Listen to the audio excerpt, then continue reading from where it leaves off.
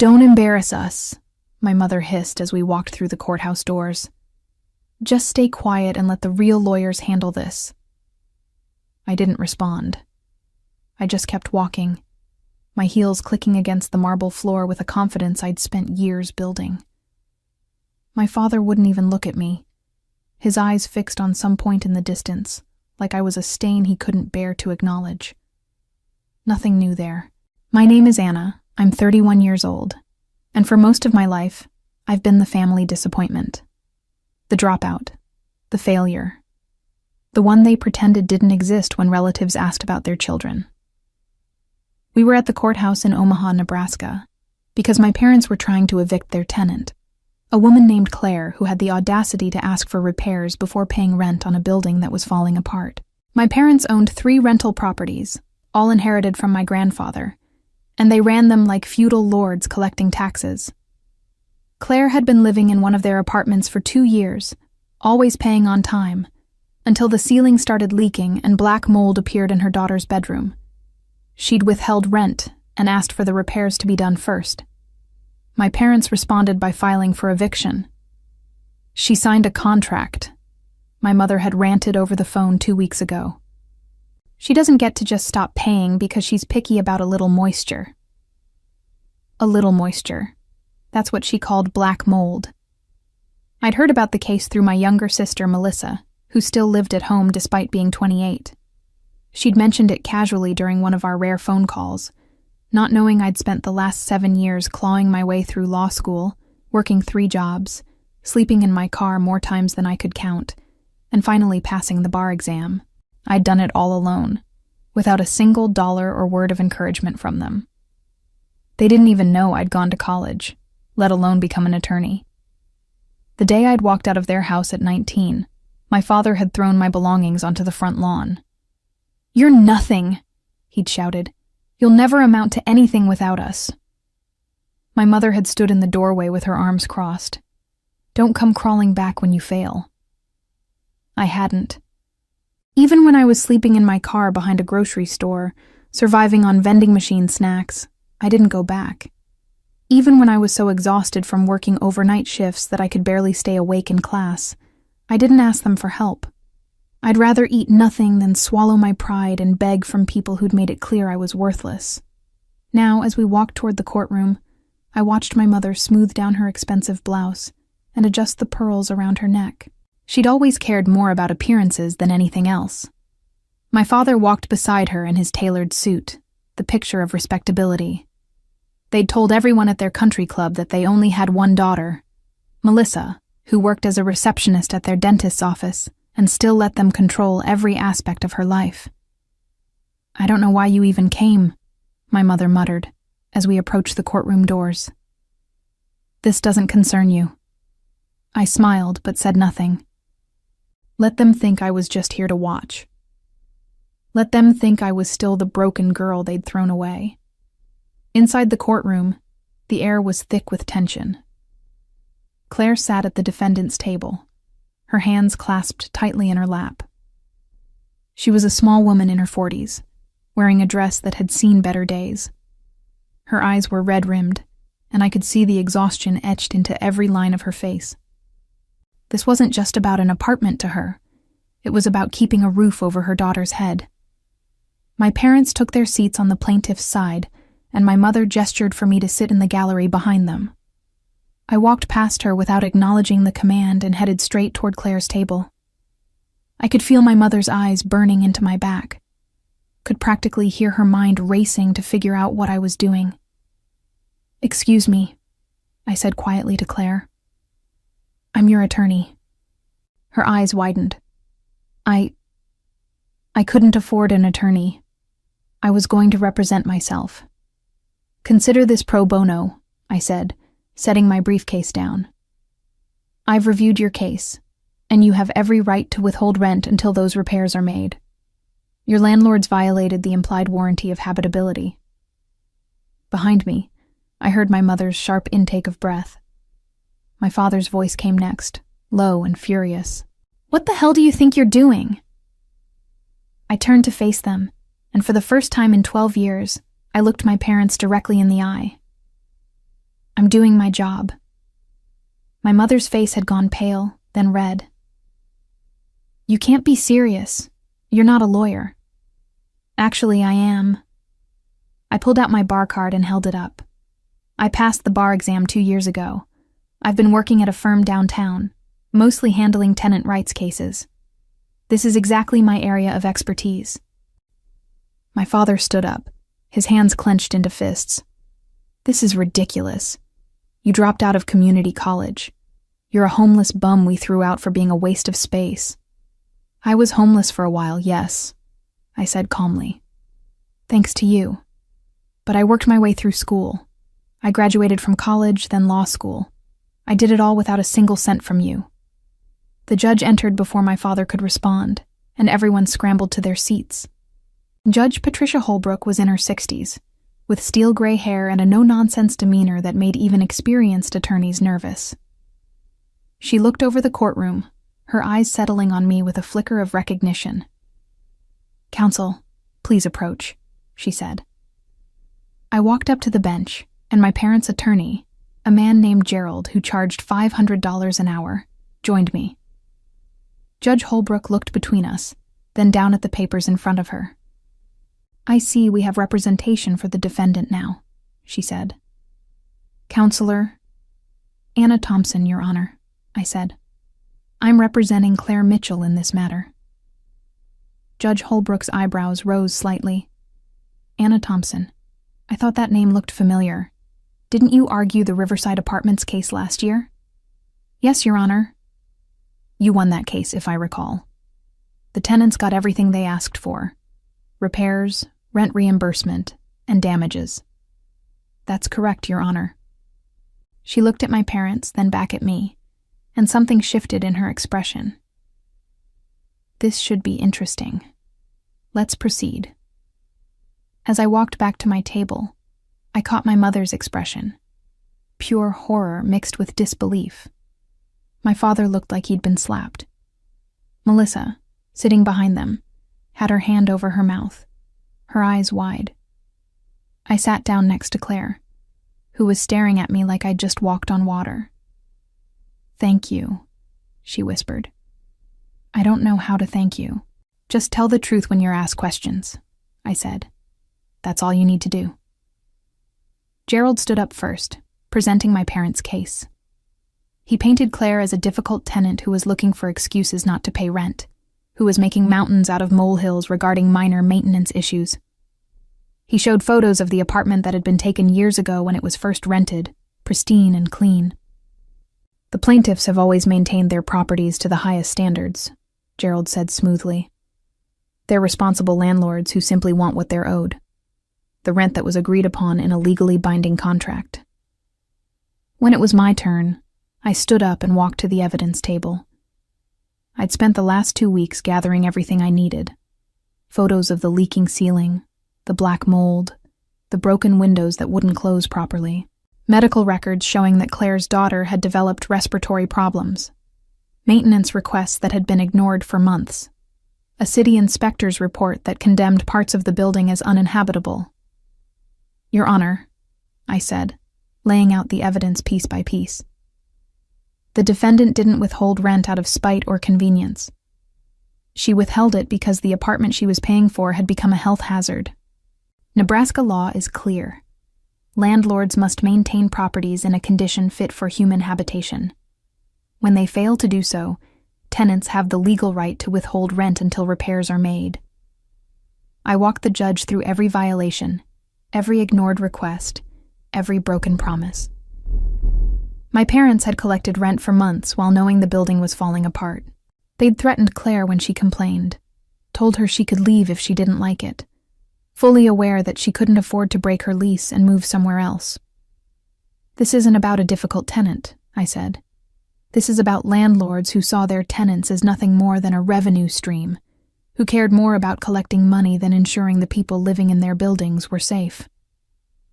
Judge Holbrook listened intently, making notes, asking pointed questions. When I showed her the medical records for Claire's daughter, I saw her jaw tighten. "Counselor," she said to Gerald, "did your clients know about the mold?" Gerald shuffled his papers. They were aware of some moisture issues, but... Did they know about the mold? She repeated. Yes, Your Honor, but they dispute that it was as severe as the tenant claims. The city inspector's report says otherwise. Judge Holbrook looked at my parents, and her expression was one of barely concealed disgust. In fact, it says the entire unit should have been vacated months ago. My mother opened her mouth to speak, but my father grabbed her arm, stopping her. Judge Holbrook turned back to me. Continue, counselor. I presented the rest of my evidence, building the case brick by brick. By the time I finished, there was no doubt in anyone's mind that my parents had been negligent landlords at best, and criminally negligent at worst. They'd put a child's health at risk for the sake of collecting $1,200 a month. Your Honor, I said in closing, my client isn't asking for much. She's asking for what she's legally entitled to, a safe place to live. She's asking for repairs to be made, for the conditions that forced her to withhold rent to be remedied. And she's asking for reimbursement for the medical expenses her daughter incurred as a direct result of living in an unsafe environment. I sat down, and Claire reached over to squeeze my hand. Her eyes were filled with tears, but they were tears of relief, not despair. Judge Holbrook looked at my parents for a long moment. I'll be honest with you, she said. I've seen a lot of landlord-tenant disputes in my years on the bench, but this is one of the more egregious cases I've encountered. My mother's face had gone from red to white. My father looked like he wanted to sink into the floor. I'm ruling in favor of the defendant, Judge Holbrook continued. Not only will the eviction be dismissed, but the plaintiffs will be required to make all necessary repairs within 30 days. Additionally, they will reimburse the defendant for 3 months of rent and all medical expenses related to her daughter's respiratory issues. And just so we're clear, if these repairs aren't completed to code within the specified time frame, I will personally refer this case to the city for further action. She banged her gavel, and it was over. Claire broke down sobbing, thanking me over and over. I helped her gather her things, walking her out of the courtroom while she clung to my arm like I was her lifeline. Behind us, I could hear my parents arguing with Gerald in hushed, furious voices. Outside the courtroom, Claire hugged me tightly. You saved us, she said. I don't know how I'll ever repay you. You don't have to, I said. Just take care of your daughter. She left, still crying, and I stood there for a moment, letting the weight of what had just happened settle over me. 12 years. 12 years of being told I was worthless, of being treated like I didn't exist, of fighting every single day to prove that I was more than what they said I was. And now, in one afternoon, I'd proven them wrong in the most public way possible. I was gathering my things when I heard footsteps behind me. I turned to find my mother standing there, her face contorted with rage. How dare you, she spat. How dare you humiliate us like that? I did my job, I said calmly. Your job? You call destroying your own family your job? You're not my family, I said. The words came out flat, emotionless. You stopped being my family the day you threw me out with nothing. My father appeared beside her, his face purple with anger. You ungrateful little... I'm not the one who should be ashamed here. I cut him off. You put a child's health at risk because you were too cheap to fix a leaking roof. You're lucky Judge Holbrook didn't refer you for criminal charges. We raised you, my mother said, her voice breaking. We gave you everything. I laughed, a bitter sound that echoed in the empty hallway. You gave me nothing. Everything I have I earned on my own. And you know what? I'm glad you threw me out. Because it taught me exactly who you are. People who care more about money and appearances than about doing what's right. I walked past them, my head held high, leaving them standing there in their expensive clothes with their shattered pride. But even as I walked away, I knew this wasn't over. Because my mother never let anything go. And neither did my father.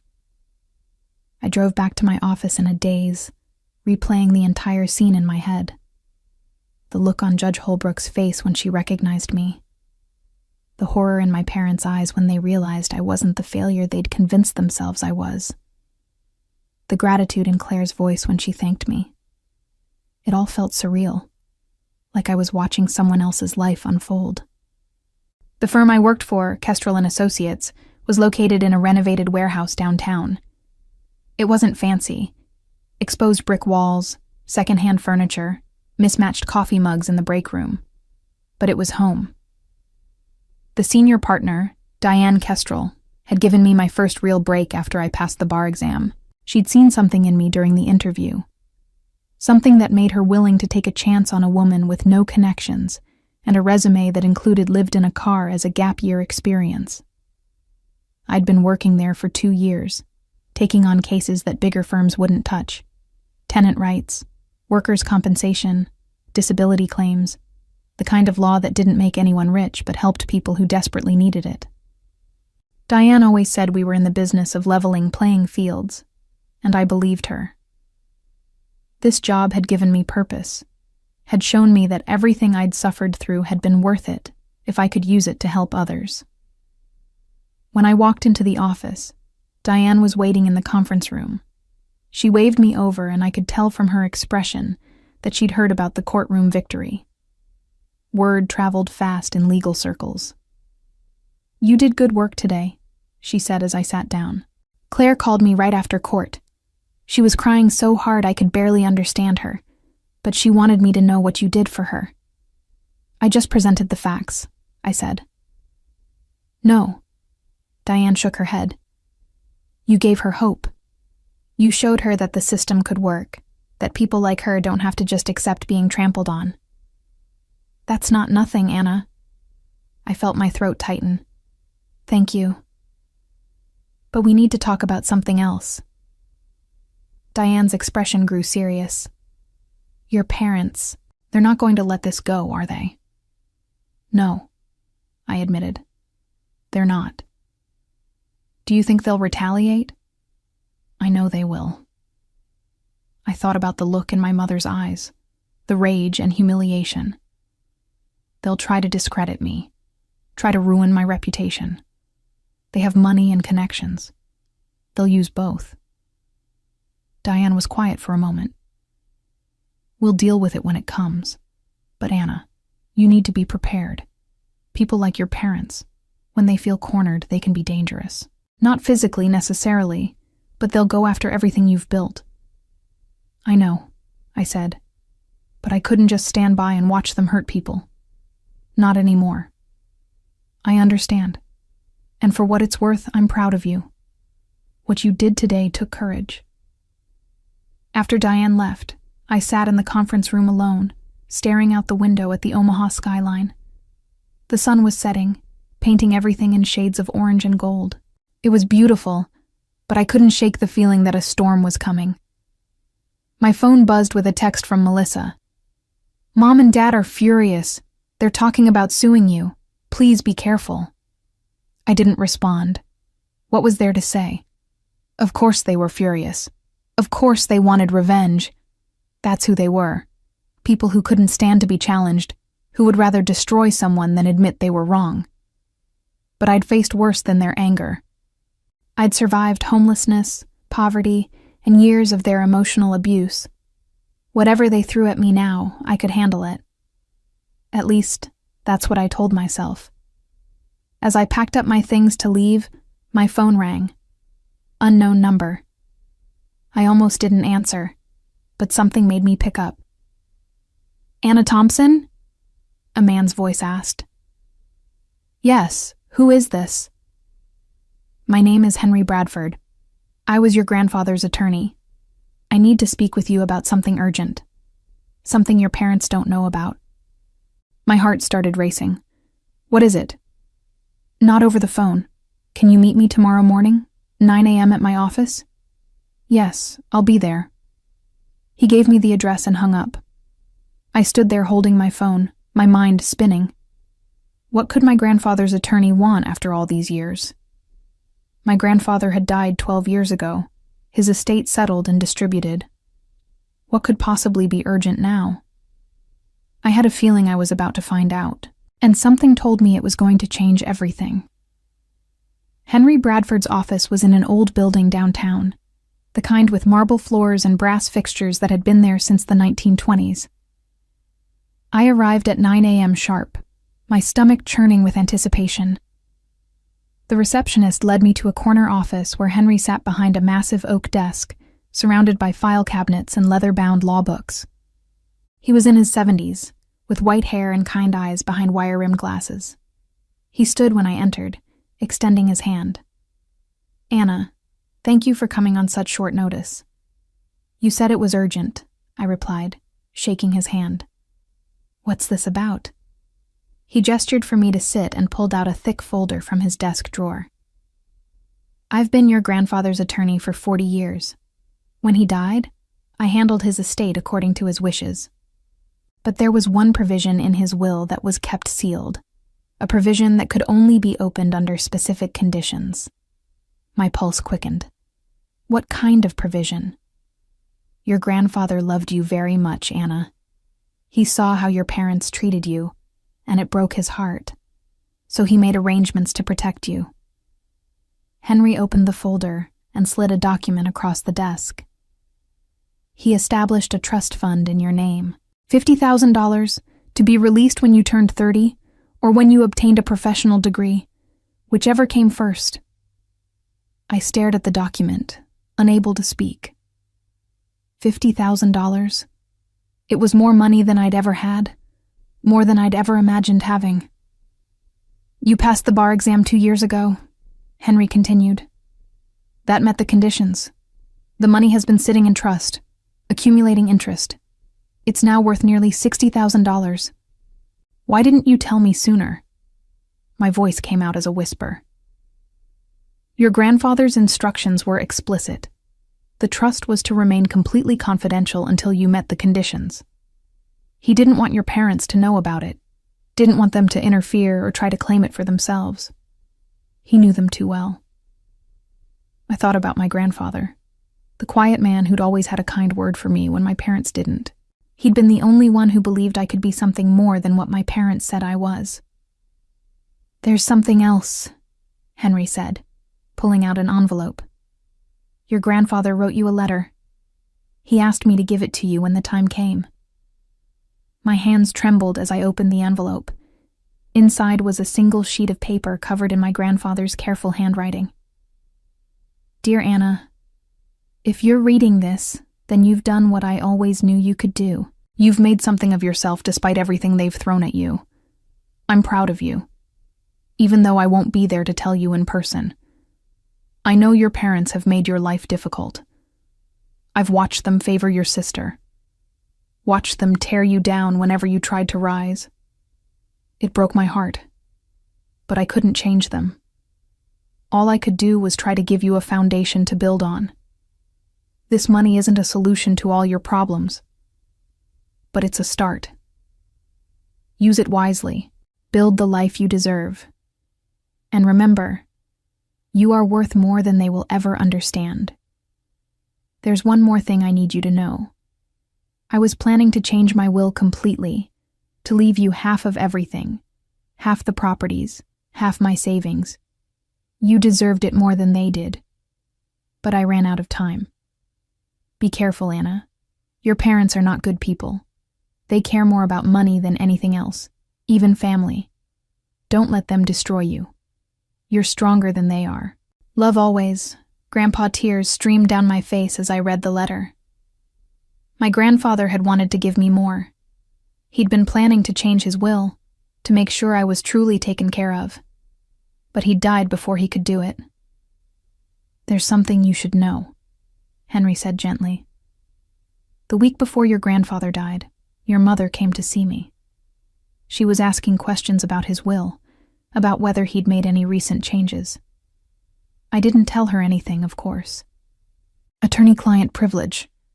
But she was very persistent, very concerned about the estate. A chill ran down my spine.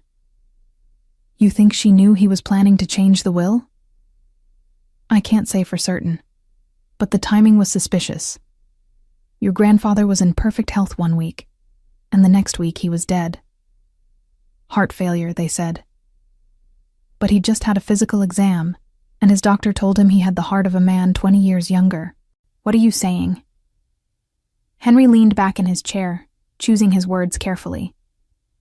I'm saying that when someone stands to lose a significant inheritance, they might do things they wouldn't otherwise do.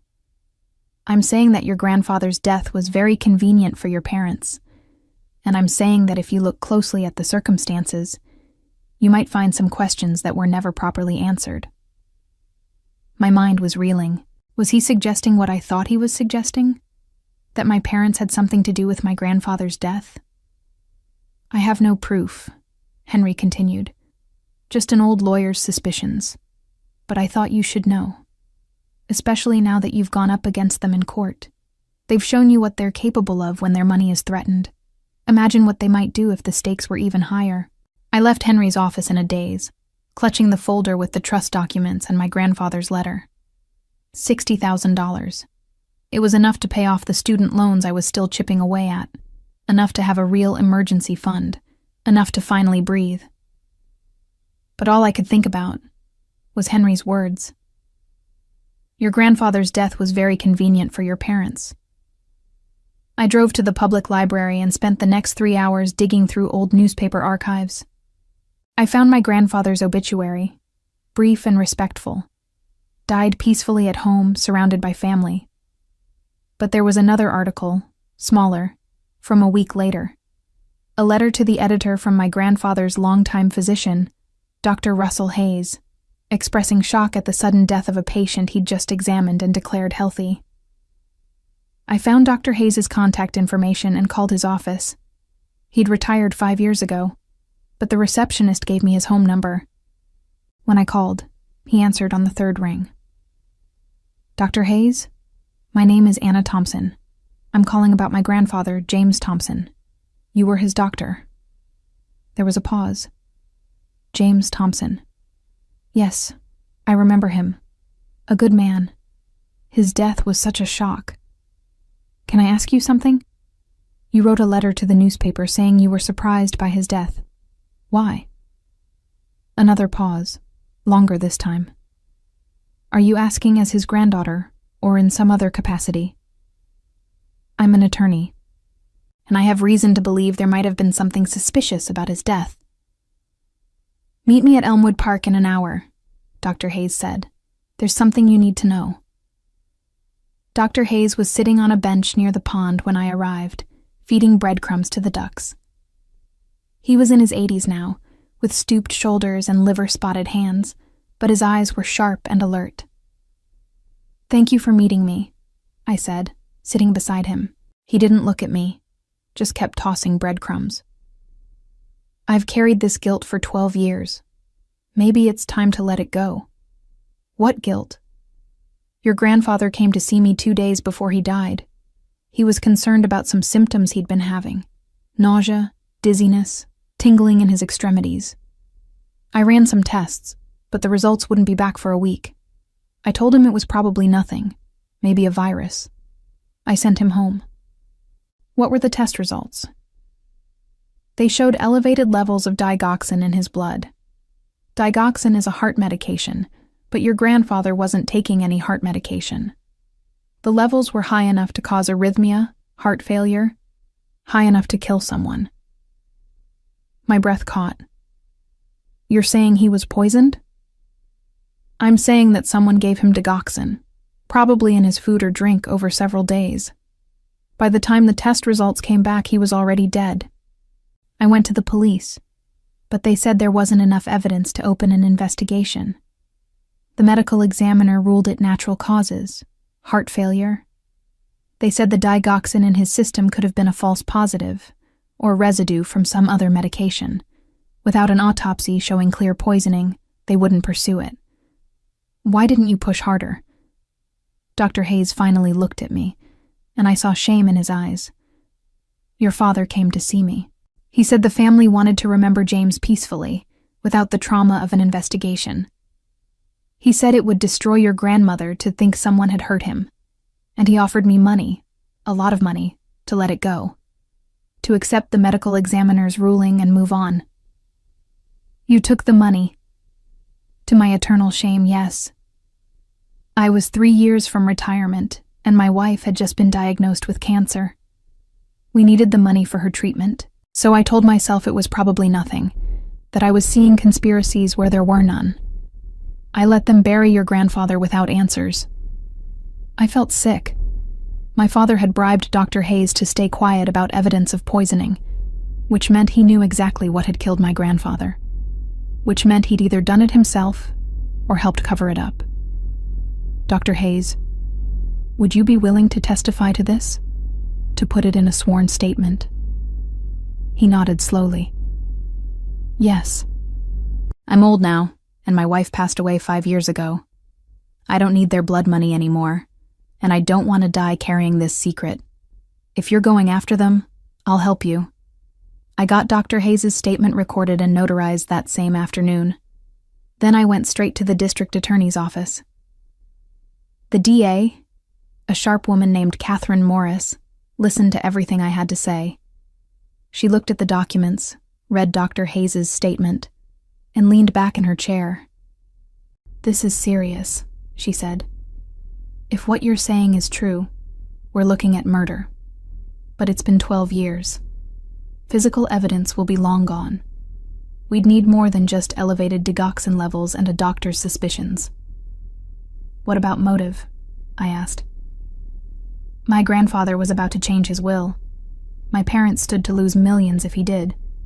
Henry Bradford, his attorney, can testify that my mother was asking questions about the will right before he died. That's circumstantial. We need something concrete. Bank records showing they were in financial trouble. Proof they purchased digoxin. Witnesses who saw them administering it. Something. I left the DA's office feeling frustrated. I had enough to raise suspicions, but not enough to prove anything. My parents had covered their tracks well. But then I remembered something. When I was younger, before everything fell apart, my mother kept meticulous records of everything. She had files for every receipt, every bill, every transaction. She was obsessed with documentation, with having proof of everything. And if she was that obsessive 12 years ago... I called Melissa. We hadn't spoken since the courthouse, and I wasn't sure she'd answer. But she did, on the 4th ring. Anna, she said quietly, I need your help with something. I can't. Mom and Dad are furious about the court case. They've forbidden me to talk to you. Melissa, I think they killed Grandpa. Silence on the other end. Then, what? I told her everything. The trust fund, Henry's suspicions, Dr. Hayes' statement about the digoxin poisoning. I told her about my grandfather's plans to change his will, about my mother's suspicious visit to Henry's office, about the bribe to Dr. Hayes. That's impossible, Melissa said, but her voice wavered. They couldn't. They put a child's health at risk to save money on repairs, I said. They threw me out onto the street when I was 19. They sued me for emotional distress when I stood up to them. What makes you think they're above murder? But Grandpa, he was their father. He was also worth $2 million, and they were about to lose half of it. Melissa was quiet for a long time. Then she said, What do you need from me? Mom keeps records, right? Financial documents, receipts, everything. Does she still have files from 12 years ago? Yes. She keeps everything in the storage room in the basement. It's all organized by year. I need you to look for anything from the months before Grandpa died. Bank statements, credit card bills, pharmacy receipts. Anything that might show they were in financial trouble, or that they purchased digoxin. Anna, I can't just go through their private files. Yes, you can, because if I'm right, they murdered our grandfather for money, and they've spent the last 12 years living off that blood money while letting everyone think he died naturally. Don't you want to know the truth? Another long silence. Then, I'll look. But Anna, if I find something, if this is real, what happens to them? They go to prison, I said simply, for the rest of their lives. And what happens to me? I didn't have an answer for that. Because if my parents went to prison for murder, Melissa would be left alone. The golden child, the favorite, the one they'd spent their lives protecting and spoiling. She'd have nothing. No family, no support, no illusions left about who her parents really were. I'm sorry, I said finally, but the truth matters more than comfort. I'll call you tomorrow, Melissa said, and hung up. I sat in my car outside the DA's office, staring at my phone. I'd just asked my sister to betray our parents, to help me send them to prison. Part of me felt guilty about it, but a larger part felt nothing but cold determination. Because if they'd really killed my grandfather, they deserved whatever happened to them. The next 24 hours were the longest of my life. I couldn't sleep, couldn't focus on work.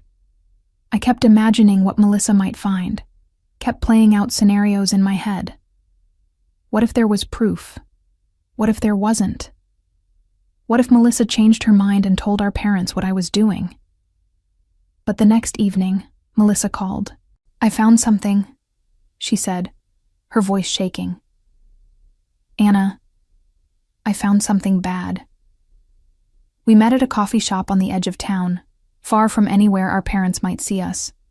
Melissa looked terrible, pale and hollow-eyed, like she hadn't slept either. She sat across from me and slid a folder across the table with trembling hands. I went through everything, she said. Bank statements, credit card bills, all of it.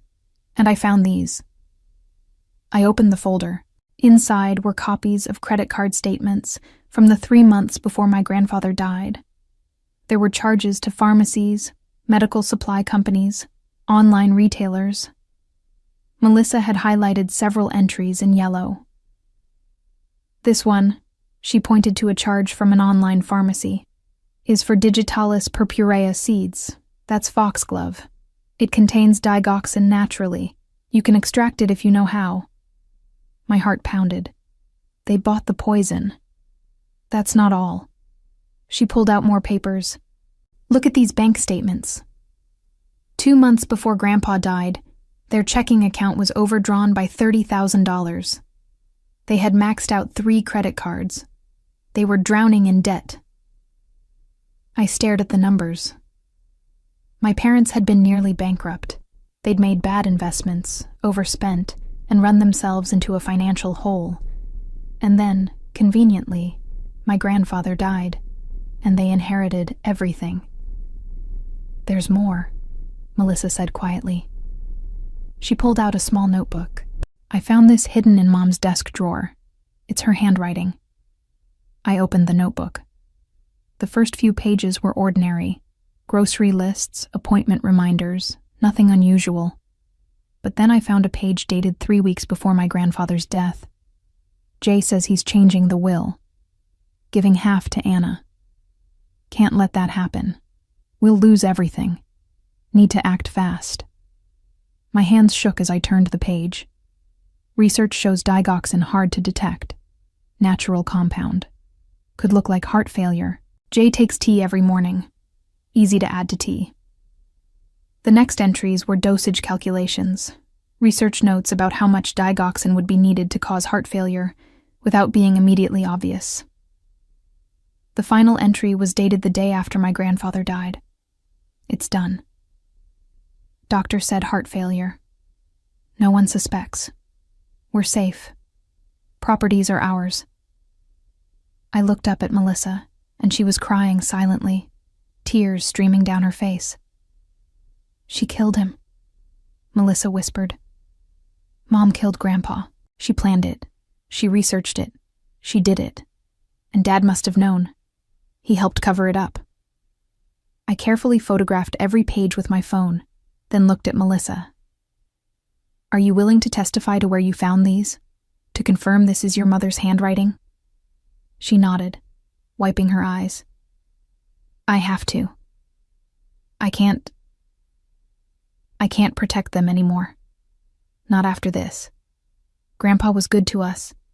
He loved us. And they killed him for money. Melissa, once we take this to the police, there's no going back. They'll be arrested. They'll go to trial. Everything will come out. I know. Her voice was small but steady. But it's the right thing to do. You taught me that. In the courtroom, when you stood up for Claire, you showed me what it means to do the right thing even when it's hard. Even when it costs you something. I reached across the table and squeezed her hand. Thank you. I know this isn't easy. Nothing about this is easy, she said, but Grandpa deserves justice, and you deserved better than what they did to you. I'm sorry it took me so long to see that. We went to the police station together. Catherine Morris, the DA, was called in even though it was after hours. We laid out everything. The trust fund, Dr. Hayes' statement, the financial records, the notebook. Catherine's expression grew darker with each piece of evidence. This is enough, she said finally. We can get a warrant. We'll arrest them tonight. Tonight? Melissa's voice cracked. The longer we wait, the more chance they have to destroy evidence or flee. If they realize what's happening, they might run. We need to move fast.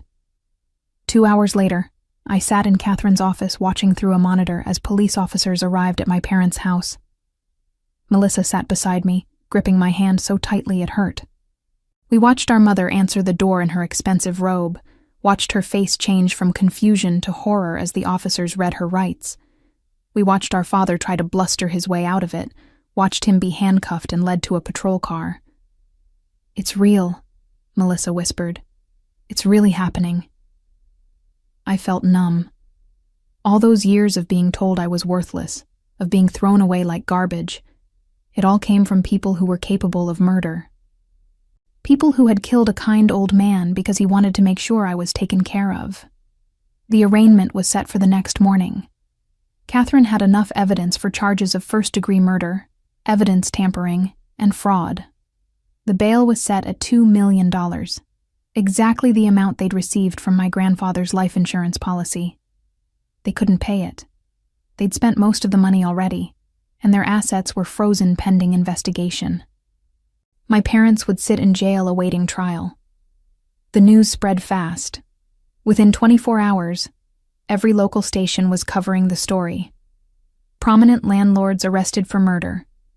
Woman discovers parents killed grandfather. 12-year-old murder case reopened. My face was everywhere, and so was Melissa's. The press painted me as the heroic daughter who uncovered the truth, and painted my parents as monsters who'd literally gotten away with murder for over a decade. The firm where I worked was flooded with calls. Some were from former tenants of my parents, wanting to share their own stories of abuse and negligence. Others were from attorneys offering support. A few were from news outlets wanting interviews. But one call stood out. It came 3 days after my parents' arrest, from a lawyer representing Claire, the tenant I'd defended in court. Anna, you need to know something, the lawyer said. After your parents were arrested, 3 other tenants came forward. They all had similar stories: unsafe conditions, threats, intimidation. But one of them, a man named Thomas, said your father threatened him last year. Told him if he didn't drop his complaints about a broken furnace, he'd end up like your grandfather. Thomas thought it was just a figure of speech, but now it sounds like a confession, I finished. Exactly. Thomas is willing to testify. This could strengthen the prosecution's case even more. I thanked the lawyer and hung up. My father had practically admitted to murder, had used my grandfather's death as a threat. The arrogance of it, the absolute certainty that they'd gotten away with it and would never be caught. It made me sick. That evening, Melissa and I met at my apartment. She'd moved out of our parents' house, was staying with a friend while she figured out her next steps. She looked lost and broken, but there was something else in her eyes too, a kind of clarity she'd never had before. I keep thinking about all the signs I missed, she said, or maybe didn't want to see. The way they talked about Grandpa after he died, like they were relieved more than sad. The The way they spent money so freely right after the inheritance came through. How they always discouraged me from asking questions about his death. "You were young," I said, "and they were your parents. You trusted them. I shouldn't have. I should have questioned things. Should have stood up for you when they kicked you out. Should have done a lot of things differently." She looked at me with tears in her eyes. "Can you forgive me?" "There's nothing to forgive," I said. "You were caught in their web too, just in a different way. They manipulated you, used you, but you broke free. That's what matters." She nodded, wiping her eyes. "What happens now?" "Now we wait for trial. We testify. We make sure they never hurt anyone else again. And after that?" I thought about it. After the trial, after justice was served, what would be left? Melissa and I would have each other, but we'd never have a family the way other people did. We'd never have parents we could trust, holidays without ghosts, a past we could look back on without flinching. But maybe that was okay. Maybe we could build something new, something better. Maybe we could be the family we'd never had. After that, I said, we figure out how to move forward, together. Melissa smiled, a fragile but genuine smile. "Together," she repeated. Outside my apartment window, the sun was setting over Omaha. Tomorrow would bring more headlines, more questions, more pain to process. But tonight, sitting with my sister, I felt something I hadn't felt in years. I felt like maybe, finally, things were going to be okay. The trial began 6 months later, in a courtroom packed with reporters, former tenants, and curious onlookers. I sat in the front row with Melissa, both of us dressed in dark conservative suits. Across the aisle, my parents sat with their attorney, a desperate-looking man named Frank, who'd taken their case because no one else would. My mother looked nothing like the polished woman who'd walked into the courthouse 6 months ago. Her hair had gone gray, her expensive clothes replaced with an orange jumpsuit. She'd aged a decade in jail. My father sat hunched beside her, defeated before the trial even started. Judge Holbrook presided, the same judge who'd ruled in Claire's favor. When she saw me, she gave a slight nod of acknowledgement. I nodded back. The prosecution's case was devastating. Catherine Morris laid out the evidence piece by piece, building an undeniable narrative of greed, premeditation, and murder. She presented the financial records showing my parents' desperate situation. She showed the notebook with my mother's handwriting, her research into digoxin, her cold calculation of dosages and methods. Dr. Hayes testified about the elevated digoxin levels, about my father's bribe to keep him quiet. His voice shook as he admitted his complicity, as he apologized for staying silent for so long. Several jurors wiped their eyes as he spoke. Henry Bradford, my grandfather's attorney, testified about my mother's suspicious visit, about her questions regarding the will. He explained how my grandfather had planned to change everything, to give me half his estate, to ensure I was protected. He read my grandfather's final wishes aloud, and my throat tightened hearing those words again. Thomas, the former tenant, took the stand and recounted my father's threat. He said if I didn't shut up about the furnace, I'd end up like his father-in-law. I thought he was just being dramatic. Now I know he was confessing. When it was time for Melissa to testify, she walked to the stand with her head held high. She looked directly at our parents as she swore to tell the truth. "Please describe what you found in your mother's desk," Catherine said. Melissa's voice was steady. "I found a notebook. In her handwriting. It detailed plans to poison my grandfather with digoxin extracted from foxglove seeds. It included dosage calculations and notes about how to administer it without detection. The final entry stated that it was done, that he'd died as planned, and that they were safe." My mother's attorney tried to object, tried to claim the notebook could have been planted or forged, but handwriting experts had already confirmed it was my mother's writing. There was no disputing it. "Why did you come forward with this evidence?" Catherine asked. Melissa looked at me, then back at the jury. Because my grandfather was a good man who loved us. He didn't deserve to die for money. And my sister didn't deserve to be thrown away like garbage because our parents were greedy. The truth matters more than protecting people who don't deserve protection. My mother started crying then, loud, theatrical sobs. But no one in that courtroom had sympathy for her. The jury's faces were stone. When it was my turn to testify, I walked to the stand feeling strangely calm. I'd been preparing for this moment for months, but now that it was here, I felt detached, like I was watching myself from a distance. Catherine asked me to describe my relationship with my parents, and I told the truth. All of it. The favoritism, the abuse, the day they threw me out, the years of homelessness and struggle, the way they'd tried to destroy my career when I dared to stand up to them. "Why do you think they treated you this way?" Catherine asked. "Because I represented something they couldn't control," I said. "Because my grandfather loved me, and they couldn't stand that. Because if they acknowledged my worth, they'd have to confront their own cruelty. It was easier to pretend I was worthless than to admit they'd failed as parents." My mother's attorney cross-examined me, trying to paint me as vindictive, as someone with an axe to grind. "Isn't it true that you've hated your parents for years?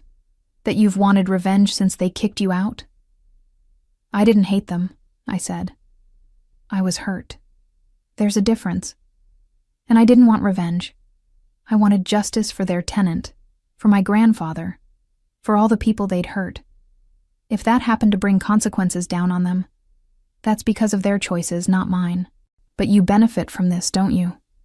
If they're convicted, you inherit everything." "I don't want their money," I said, and I meant it. I never did. I built my own life without them. The inheritance can go to their victims, the tenants they abused, the people they hurt. I just want them held accountable. The prosecution rested, and Frank tried to mount a defense.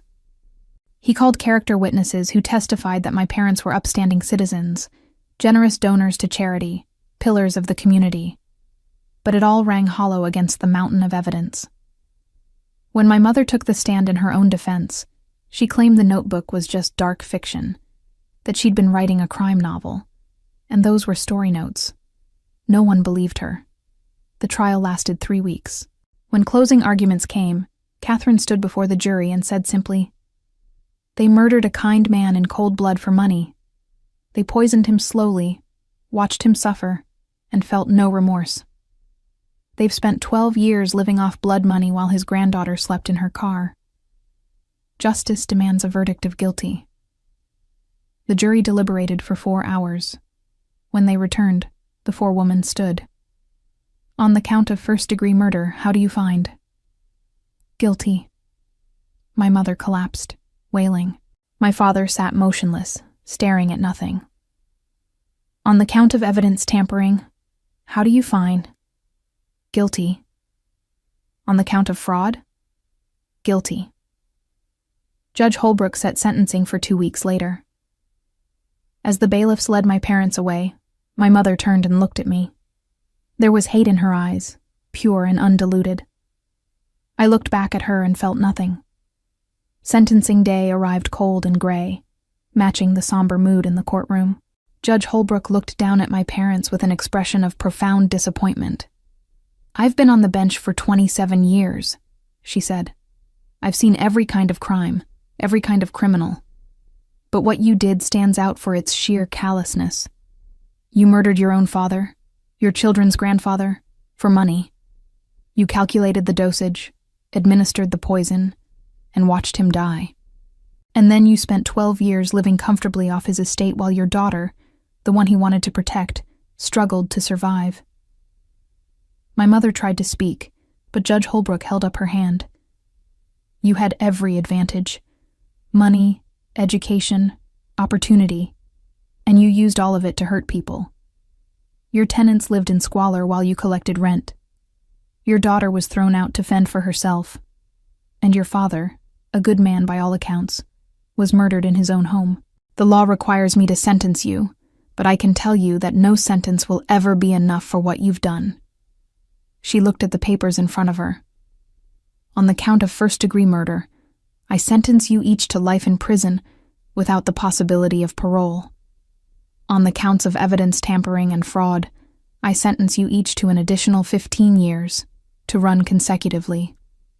You will spend the rest of your lives behind bars, and that is far less than you deserve."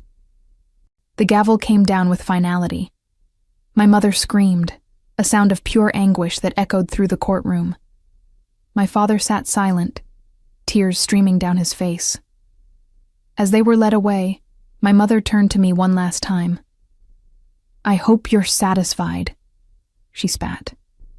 "You've destroyed this family."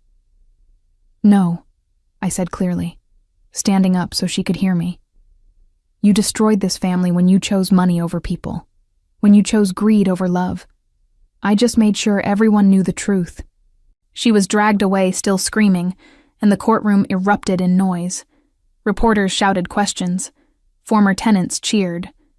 Melissa grabbed my hand and squeezed it tight. Outside the courthouse, Catherine Morris held a press conference. Today, justice was served for James Thompson and for all the victims of Helen and Robert Thompson's greed. This case demonstrates that no one is above the law, that wealth and status cannot protect you when you commit crimes. I want to especially commend Anna Thompson and Melissa Thompson for their courage in coming forward, for choosing truth over family loyalty. Reporters turned to me, shoving microphones in my face. "How do you feel seeing your parents sentenced to life?" "Relieved," I said honestly. "Not happy, not triumphant. Just relieved that they can't hurt anyone else." "Will you accept the inheritance?" "No. Everything they have will go to a fund for their former tenants, the people they actually hurt and exploited. That's what my grandfather would have wanted." "What's next for you?" I thought about it. I'm going to keep doing what I've been doing, helping people who need legal representation but can't afford it, making sure landlords are held accountable, trying to make the system work for people who usually get trampled by it. That night, Melissa and I went to my grandfather's grave. We hadn't been there together since the funeral 12 years ago. The headstone was simple. James Thompson, beloved father and grandfather. 1940-2013.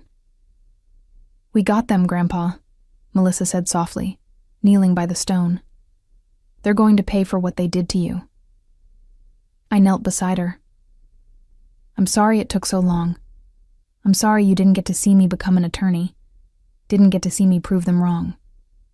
But I hope you know I never forgot what you told me, that I was worth more than they said." You were right. We sat there for a while in silence, the cold wind rustling through the bare trees. Finally, Melissa spoke. "What happens to us now? We're orphans in a way. No parents, no family except each other." "We build something new," I said. "Something better. We become the family we never had." "I'd like that." She smiled, a real smile this time. "You know, I've been thinking about going back to school, maybe becoming a paralegal, working with you at the firm. Diane would love that. We're always short-staffed." "It's strange," Melissa said. "I spent my whole life trying to be what they wanted. The perfect daughter, the obedient one. And it was all for nothing. They didn't really love me. They just loved that I was easy to control." "They were incapable of real love," I said.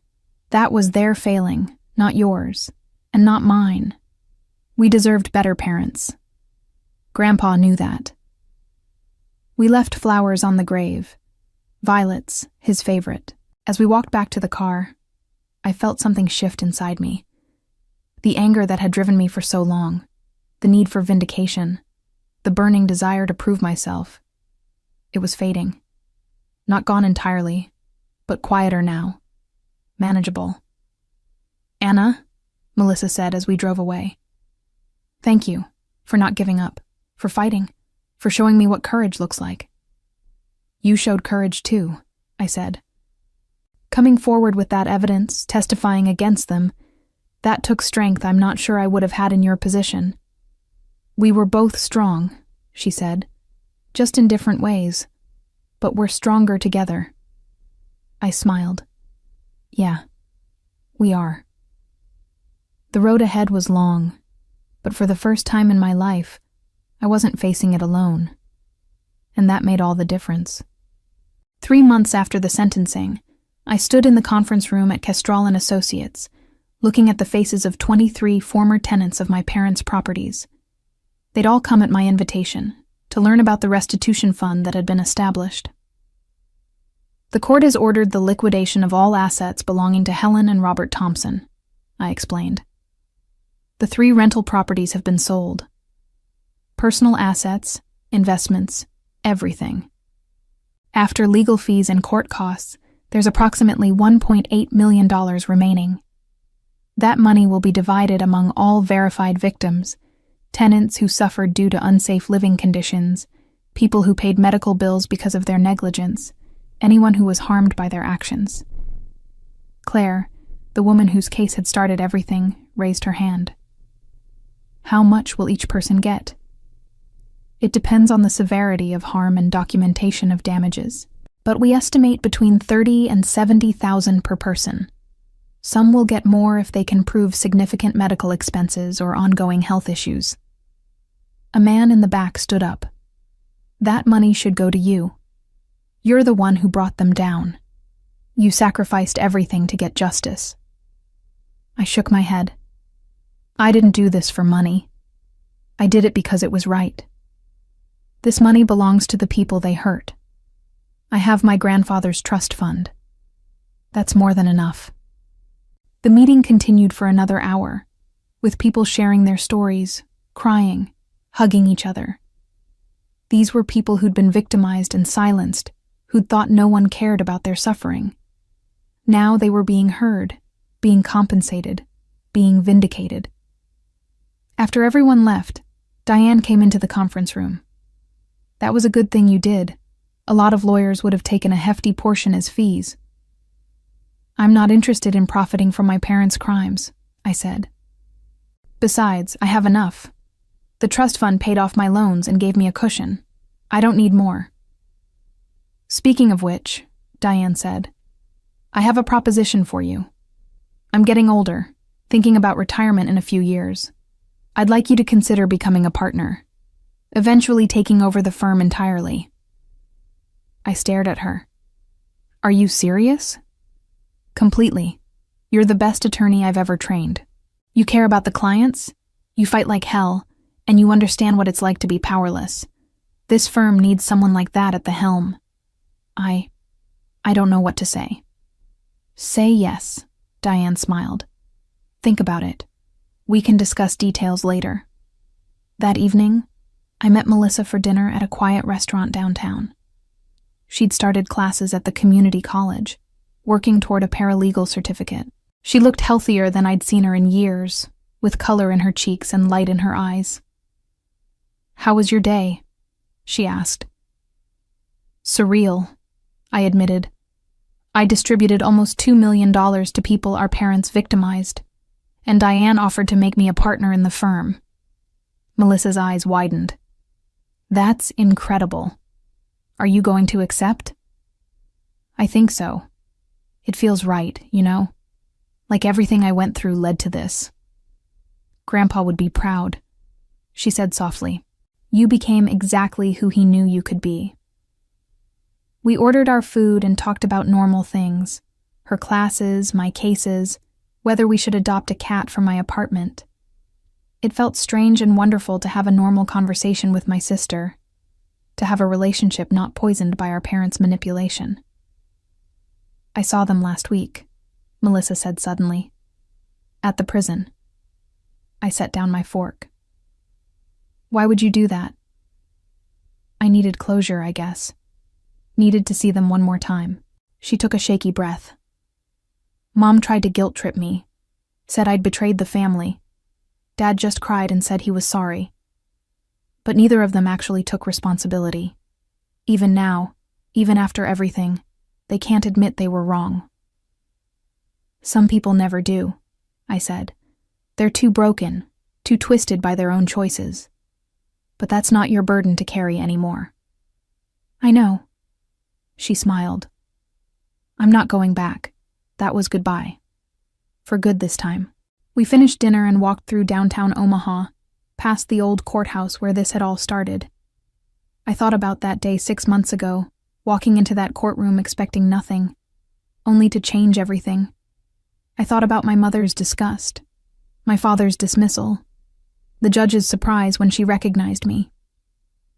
I thought about how far I'd come from the 19-year-old sleeping in her car, from the girl told she'd never amount to anything. Do you ever wish things had been different? Melissa asked. That we'd had normal parents, a normal childhood? Sometimes, I admitted.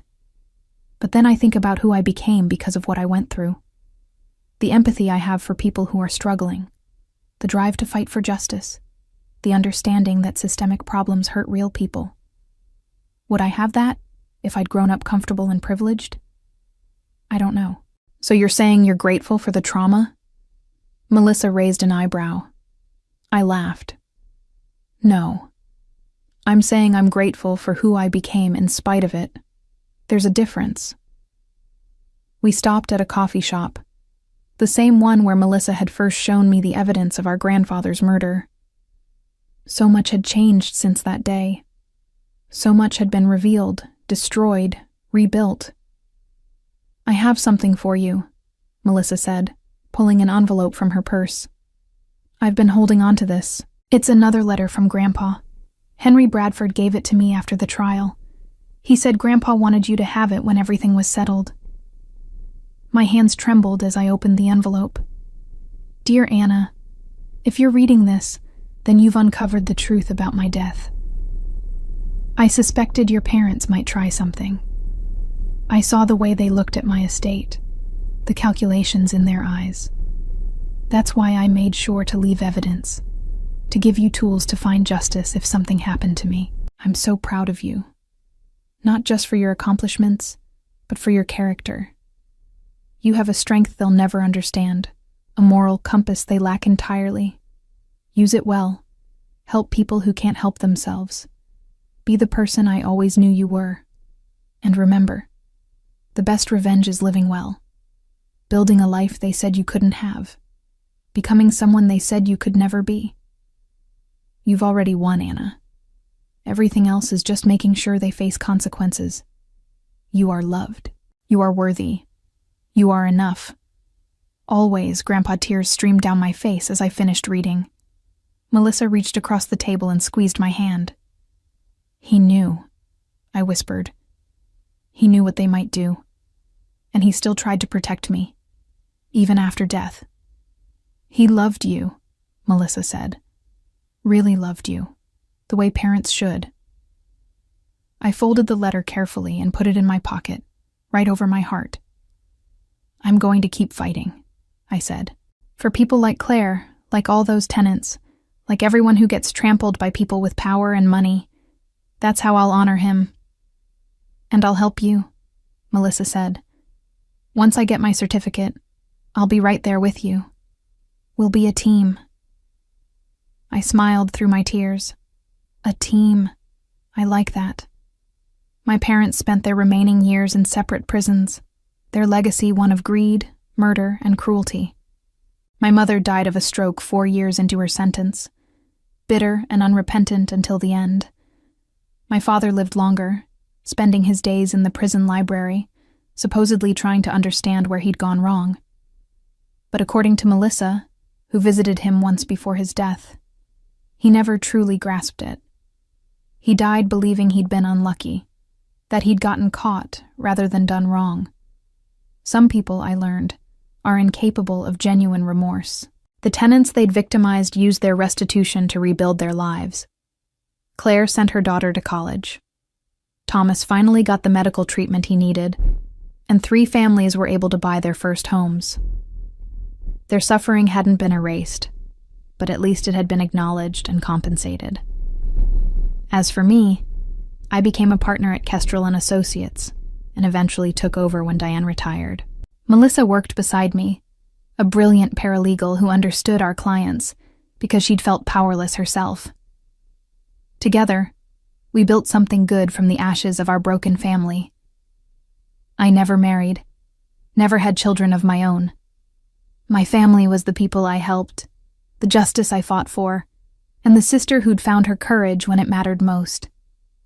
And sometimes, late at night in my office, I'd take out my grandfather's letters and remember that the best revenge isn't destruction.